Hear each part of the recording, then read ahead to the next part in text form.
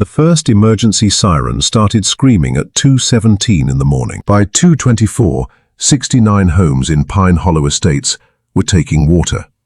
I stood on the concrete platform above the spillway, rain hammering my jacket, one hand wrapped around the cold steel control lever, while red and blue lights flickered through the trees below. Behind me, Sheriff Nolan Price shouted over the roar of rushing water, "Ethan, step away from the gate." I didn't move. Below us, what had been a quiet luxury neighborhood 30 minutes earlier had turned into chaos. People were running through knee-deep water, carrying children, dogs, duffel bags, anything they could grab. Car alarms screamed from flooded garages. Porch lights reflected across brown water that was climbing over lawns, swallowing decorative stone walls, and pouring down streets that had been advertised as exclusive lakefront living. And standing ankle-deep near the entrance was the woman responsible for everything. HOA President Marlene Whitaker. Her blonde hair was plastered to her face.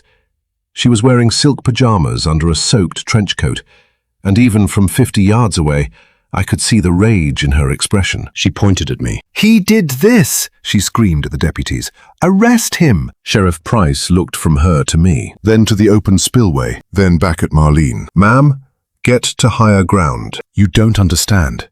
That man deliberately flooded this neighborhood." Marlene started toward us, slipping once before catching herself against a mailbox. "He threatened us." I finally released the control lever. The spillway gate was fully open. Thousands of gallons surged through the emergency channel every minute, exactly where the original county engineering plans said they were supposed to go. Straight through Pine Hollow Estates. Marlene reached the bottom of the embankment and stared up at me. "You're finished," she said.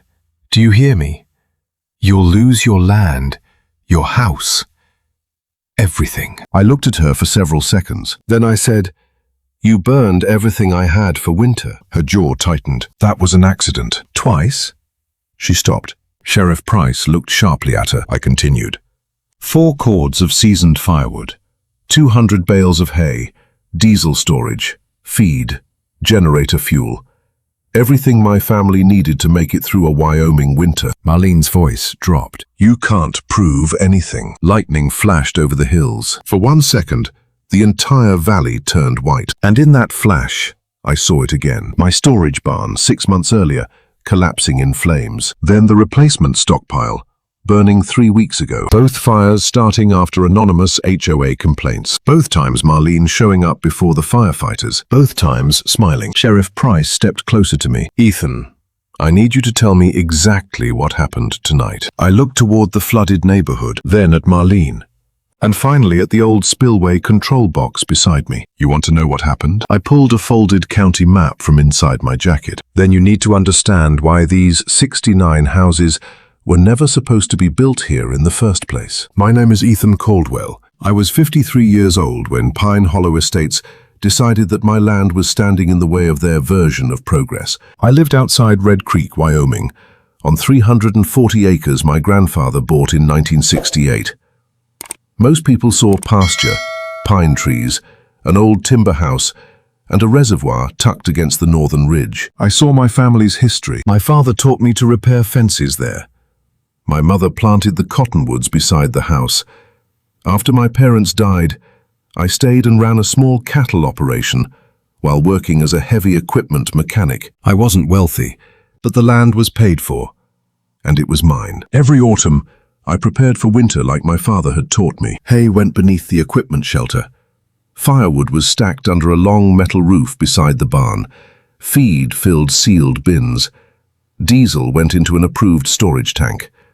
I kept enough supplies to survive weeks of snow without depending on a delivery truck reaching us. For decades, nobody cared. Then, Pine Hollow Estates appeared. The development went up south of my property, beyond an old drainage corridor locals called Miller Wash. 69 expensive homes appeared within 3 years. At first, the new residents were friendly. They waved when I drove past. Some brought their children to see the cattle. Then Marlene Whitaker became HOA president. One October morning, I found a white envelope attached to my front gate. Pine Hollow Estates Homeowners Association. I laughed because I wasn't a member. Inside was a notice demanding that I remove my visible firewood stacks, relocate my hay storage, and stop operating industrial machinery during designated quiet hours. That afternoon, I called the number. Marlene answered. Pine Hollow HOA. This is Ethan Caldwell. You sent me a violation notice. Yes. There must be some mistake. My property isn't inside Pine Hollow. A short silence followed. We're aware of your parcel location. Then why are you sending me HOA violations? Because your property directly impacts our community's appearance and property values. I leaned against my kitchen counter. Marlene, my barn was here before your subdivision existed. That doesn't exempt you from being a responsible neighbor. It exempts me from your HOA. Her voice hardened. We're asking for cooperation. No. You're demanding control you don't have. Another pause. Then she said something I didn't understand at the time. You might want to reconsider how difficult you make this, Mr. Caldwell. She hung up. 2 weeks later, County Code Enforcement appeared at my gate because someone had reported hazardous fuel storage. The inspector found nothing illegal. Then came complaints about livestock odor, noise, runoff, smoke from my wood stove. Every complaint was dismissed. By December, I had started documenting everything. And then, 3 nights before Christmas, my dog began barking at 1:43 in the morning. I stepped onto my porch. The western sky was glowing orange. My winter storage shelter was on fire. By the time I reached the storage shelter, flames were already rolling across the roof. I grabbed the hose beside the barn, but the line had frozen solid. Damn it! My neighbor, Tom Bennett, came racing down the access road in his pickup while I dragged 2 extinguishers from the workshop. Ethan! Call the fire department. Already did. The heat pushed us backward. 4 cords of seasoned firewood burned beside nearly 200 bales of hay. Sparks climbed into the black Wyoming sky, and every time the wind shifted, I thought the barn would go next. Then headlights appeared. Not firefighters. A white Mercedes SUV stopped outside my gate. Marlene Whitaker stepped out. Tom stared at her. How the hell did she know? I wondered the same thing. Marlene walked toward us but stopped when the heat reached her. This is terrible, she said. I looked at my watch. 1:58 a.m. The fire department hadn't arrived yet. Neither had the sheriff. How did you hear about it? Her expression barely changed. I could see the flames from Pine Hollow. Your house is nearly 3 miles away. The whole sky is orange. Tom stepped beside me.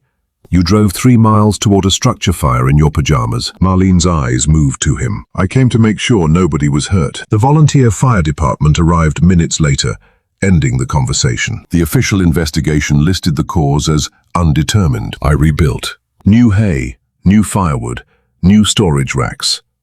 Thousands of dollars gone. But by spring I had replaced nearly everything. Then Marlene arrived at my gate in May with 2 HOA board members and a man named Charles Vance, Pine Hollow's property attorney. Charles opened a folder.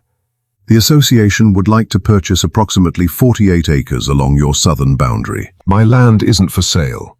Marlene smiled. We're offering above market value. No. Charles cleared his throat. The association has concerns regarding drainage infrastructure located on your property. That caught my attention. What drainage infrastructure? The reservoir Spillway. I stared at him. The old reservoir sat uphill from Pine Hollow. Its emergency spillway crossed my southern acreage before entering Miller Wash. It hasn't changed in 50 years. Charles exchanged a glance with Marlene. Development downstream has changed. You mean your houses? Marlene folded her arms. We need permanent authority over the spillway. You built downstream from it. We built according to approved plans. Then why do you need my land? Her smile disappeared. Because cooperation would be easier for everyone. I stepped toward the gate. Get off my property. Marlene's face tightened. You keep treating us like we're your enemy. You keep acting like you own my ranch. Charles quietly closed his folder. As they returned to their vehicles, Marlene turned. You should think carefully about winter, Ethan. I felt something cold settle in my stomach. 4 months later, after I'd rebuilt my winter stockpile for the second time, another fire erupted. This time, my security camera caught headlights leaving the service road, and when I enlarged one frame, I recognized the vehicle. It belonged to a member of the Pine Hollow HOA board. I didn't call Marlene. I didn't confront the board member whose truck appeared on my camera. I made 3 copies of the footage and called Rebecca Sloan. Rebecca was 46, a property attorney in Casper, and the kind of lawyer who became quieter when she found something dangerous. She arrived the following afternoon carrying a laptop and 2 empty document boxes. We watched the recording in my kitchen. At 11:38 p.m., headlights appeared on the service road. At 11:44, a dark Ford F-150 stopped near my storage shelter. At 11:51, the truck left. At 12:06, smoke appeared. Rebecca froze the image. Who owns it? Gary Denson, Pine Hollow treasurer. Can you prove that? Not from this video. Good answer. I frowned. Good? It means you're angry, not careless.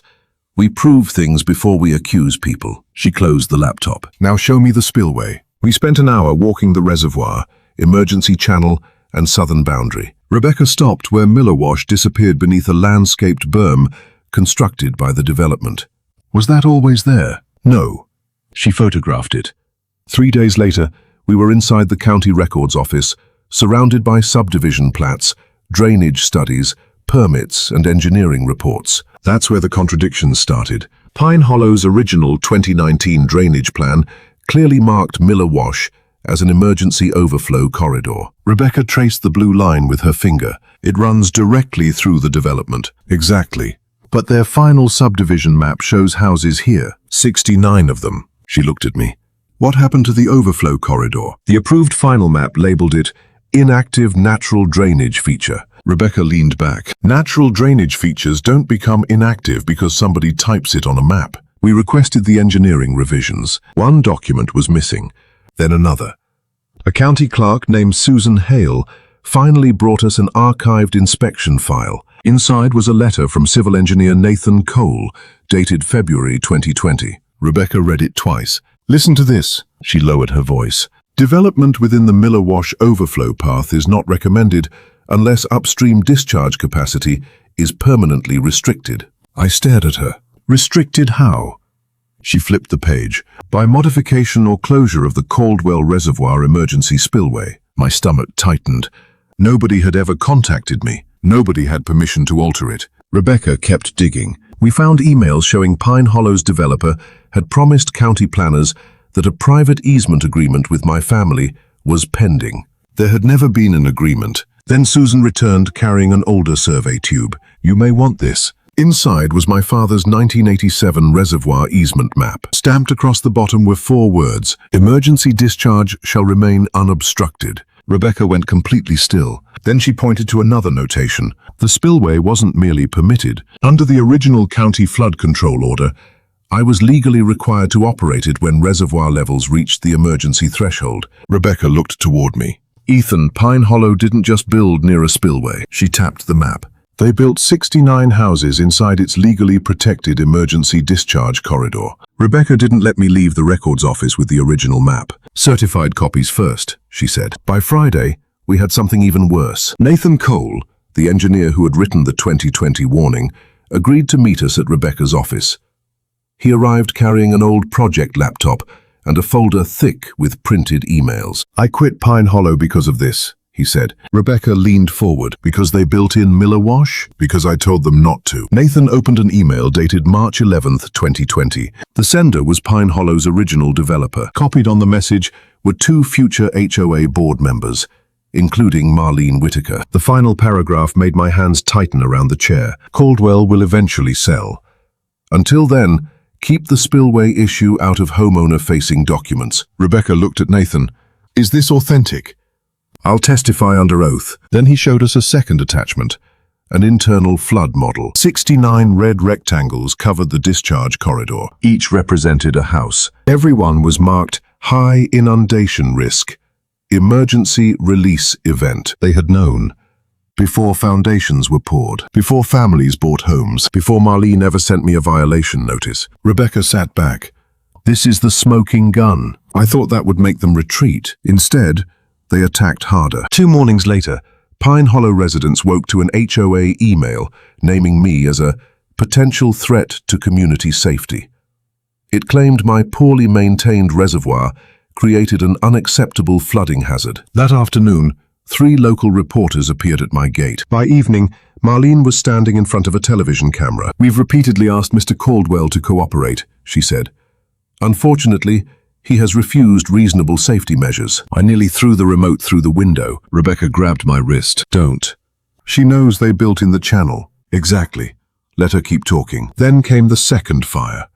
At 12:06 a.m., my rebuilt winter storage shelter ignited. This time, the flames destroyed feed, hay, firewood, and part of my generator shed. But the camera survived. So did the footage of Gary Denson's truck. And another camera farther down the road captured something the first one hadn't. Gary's passenger door opening. Marlene stepping out. Sheriff Nolan Price watched the footage twice. Then he turned to me. Don't contact either of them. 3 days later, Rebecca filed for an injunction, preservation of HOA records, and damages connected to interference with my property. Pine Hollow counterclaimed, demanding control of the spillway. The hearing was scheduled for October. Then the weather changed.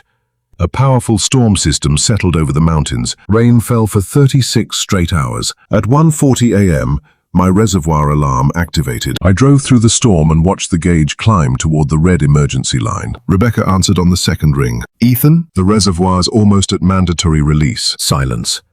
Then she said quietly, follow the county order, exactly. I looked downhill.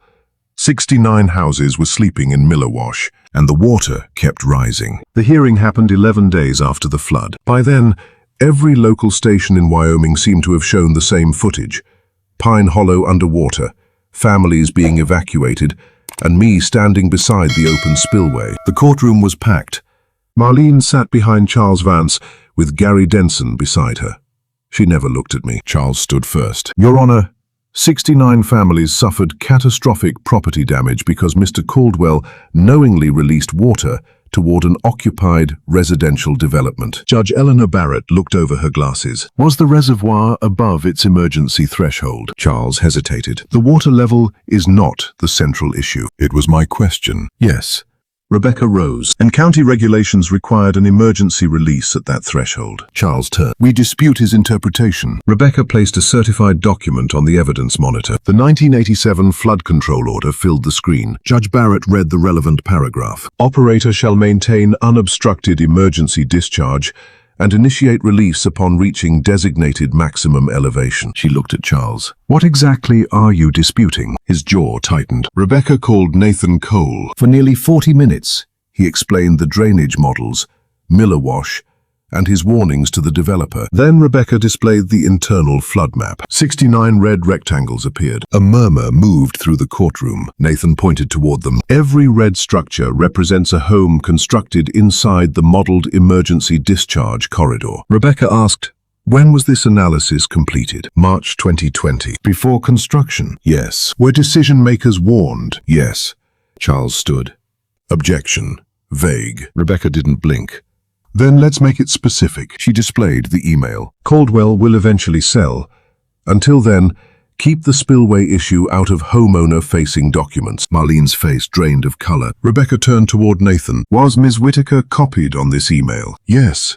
That was when Marlene whispered something urgently to Charles. Judge Barrett noticed. Ms. Whitaker, you'll have an opportunity to testify. When she finally took the stand, Rebecca approached slowly. You told television reporters Mr. Caldwell created the flood danger. He did. You knew his spillway existed before Pine Hollow was completed. I knew there was a reservoir. Rebecca displayed another email. This one was from Marlene herself. If Caldwell won't sign the easement, we'll need leverage. Code complaints may encourage cooperation. Marlene stared at the screen. Rebecca let the silence sit. Then she asked, is that your email? Marlene swallowed. Yes. And were the complaints intended to pressure my client into surrendering control of his property? No, they were legitimate concerns. Rebecca changed the image. Security footage appeared. Gary's truck. My storage shelter. Then Marlene stepping from the passenger side shortly before the second fire. The courtroom went silent. Charles stood immediately. Your Honor, this concerns an ongoing criminal investigation. Judge Barrett's expression hardened, which makes me wonder why your client didn't disclose it. Rebecca returned to our table. Judge Barrett removed her glasses. I have heard enough regarding the emergency release. She looked directly at Marlene. As for what this association knew, concealed, and represented to homeowners, she paused. I'll issue my ruling after recess. The gavel struck, and nobody in Pine Hollow's row moved. 43 minutes later, the courtroom deputy opened the side door. Please rise. Judge Barrett returned carrying a stack of papers. Marlene sat rigidly beside Charles. Gary's chair was empty. Two sheriff's investigators had escorted him from the courthouse during recess after receiving a call from the district attorney's office. Judge Barrett began without ceremony. The evidence establishes that Mr. Caldwell did not arbitrarily discharge water toward Pine Hollow Estates. Nobody moved. He operated the Caldwell Reservoir in accordance with a binding county emergency order after water reached the designated maximum elevation. I felt Rebecca's hand briefly touch my arm. The judge continued. The evidence further establishes that the natural emergency discharge corridor existed decades before Pine Hollow Estates. Charles lowered his eyes. Accordingly, the association's request to hold Mr. Caldwell liable for operating the spillway is denied. A breath escaped my chest. But Judge Barrett wasn't finished. She turned toward Pine Hollow's table. What concerns this court more deeply is evidence suggesting that individuals connected to this development knew homes were being constructed within a documented inundation zone. She referenced Nathan's flood model, the internal emails, the missing easement, the warnings concealed from buyers. Then she addressed the HOA's demand for control over my spillway. An association cannot manufacture authority over neighboring private property simply because its own planning decisions created an inconvenient risk. The HOA's counterclaim was dismissed. My property rights and the existing reservoir easements were affirmed. The court also issued an injunction prohibiting Pine Hollow from entering my land, interfering with reservoir operations, or filing HOA enforcement demands against property outside its jurisdiction. Then came the consequences nobody in that room expected. Judge Barrett referred evidence concerning the development disclosures to state regulators and the county attorney. Homeowners immediately began consulting independent attorneys. Within weeks, a group of Pine Hollow residents filed claims against the developer, alleging material flood risk information had been withheld during their purchases. Marlene resigned as HOA president. Gary resigned as treasurer. The fires became a separate criminal investigation. Security footage, phone location records, and additional evidence recovered by investigators resulted in charges against Gary connected to the second fire. Prosecutors also began examining whether anyone else had directed, assisted, or encouraged what happened. I refused to celebrate that part. Watching someone's life collapse isn't satisfying when 69 families are standing beside ruined furniture and waterlogged photographs. Most of those homeowners hadn't known anything. They'd trusted paperwork. They'd trusted developers. They'd trusted their HOA. A month after the hearing, I was repairing fencing when a Pine Hollow resident named David Mercer approached. "I owe you an apology," he said. "For what?" "For believing them." He looked toward the reservoir. "They told us you were trying to destroy our neighborhood." I rested my gloves on the fence post. "I never wanted your homes flooded." "I know that now." For the first time in almost a year, the anger inside me loosened. The court victory mattered. Keeping my land mattered. But standing there, I understood something bigger. The real enemy had never been the 69 families downhill. It was the people who knew the truth, buried it, and convinced neighbors to fight one another so nobody would think to look at the map. A year later, the view from my porch looked almost the same as it had before Pine Hollow entered my life. Almost. My winter shelter had been rebuilt with steel framing, better cameras, and enough hay and firewood to carry me through the coldest months. The reservoir still sat beneath the northern ridge, and its emergency spillway remained exactly where my father's old map said it belonged. Pine Hollow changed too. Several homes were repaired with new flood protections, while ongoing legal settlements forced major changes to the development's drainage system. More importantly, the homeowners elected an entirely new HOA board. David Mercer eventually became one of its members. The first letter I received from that board wasn't a violation, it was an apology. I kept it. Not because I needed someone to admit I had been right, but because it reminded me how easily fear can turn neighbors against each other when the people holding the documents control the story. If this experience taught me anything, it's simple. Know your property. Keep your records. Document everything. And never assume that an official-looking letter automatically gives someone authority over you. Thanks for staying with me through this story. If you've ever dealt with an HOA dispute, property line battle, aggressive neighbor, or someone who tried to control land they didn't own, share your experience in the comments. And here's my question. What would you have done when that reservoir alarm crossed the emergency line? If you enjoyed the story, like the video, subscribe, and turn on notifications for more property disputes, HOA conflicts, and stories where the truth finally gets its day in court. Sometimes the strongest defense isn't revenge. It's having the evidence when everyone else finally starts asking questions.